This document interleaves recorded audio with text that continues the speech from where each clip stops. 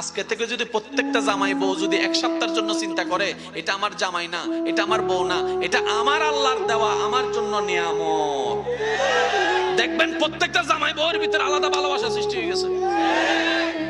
আপনি আমার জন্য করা আসবে না, আমি আপনার জন্য করা আসবে না, এটা হচ্ছে ব্যক্তিগত। কিন্তু যখন চিন্তা করবেন আপনি আমাকে আল্লাহর বান্দা, আমি চিন্তা করব আপনি আল্লাহর বান্দা, দেখবেন সবকিছু করতে ইচ্ছে করবে। সুবহানাল্লাহ কইতেন না?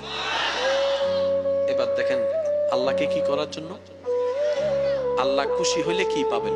এক কথা শুনেন, জান্নাত আপনার জন্য নির্ধারিত। এই জান্নাত নিয়ে অনেক বিষয় আছে না? এক কথায় বুঝেন, উলামায়ে কেরামের দোয়া নিয়ে বলতেছে জান্নাত কে পাবে? এক কথায় শুনুন, আল্লাহ যার উপর খুশি হবে জান্নাত সে পাবে। তাহলে আমাদের কাজ হচ্ছে জান্নাতে যাওয়া। জান্নাতে যেতে গেলে খুশি করতে হবে কাকে? আল্লাহকে। এবার 24 ঘন্টা সেটাই করেন, আল্লাহর খুশি করার জন্য করেন।